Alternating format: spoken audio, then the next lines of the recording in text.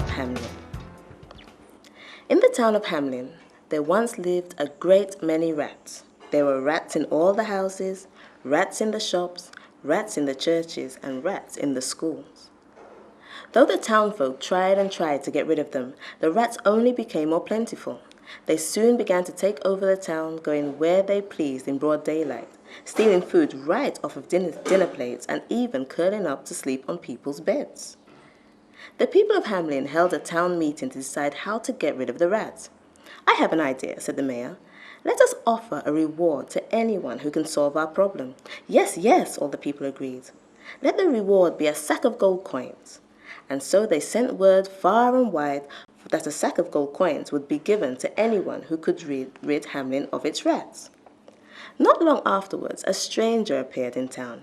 He was dressed in all the colors of the rainbow, and he seemed to dance when he walked. The people on the street wondered who it might be, so they followed him until he arrived at the mayor's door.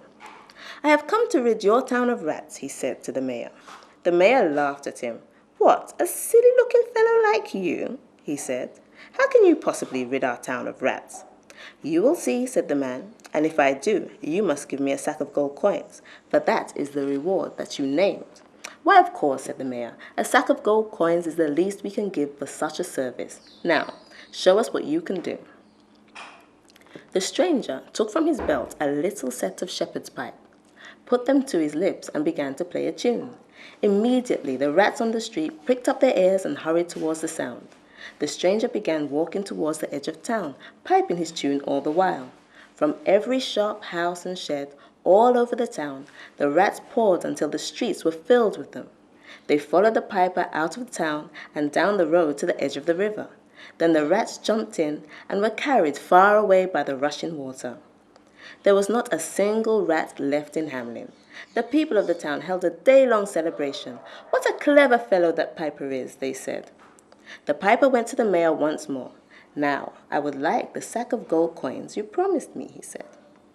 The mayor frowned and said, "A sack of gold coins is a great reward for so easy a task. All you did was play a tune."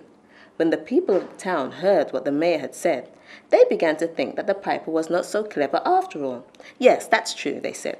"He only played a tune. Why should we pay him?" "You will pay for my piping one way or another," said the stranger. He put his pipe to his lips once more and began to play a different tune, a tune that made everyone feel strangely nervous. Suddenly, from every open doorway, every sunny courtyard, and every fragrant garden, the children of Hamlin came running to follow the piper. The parents cried out in fear as they guessed what was happening, but they could do nothing to stop it. Laughing and skipping, the children followed the dancing piper down the street to the edge of town and on towards a faraway mountain. There, the door to fairyland opened and took them in. Then it closed behind them forever.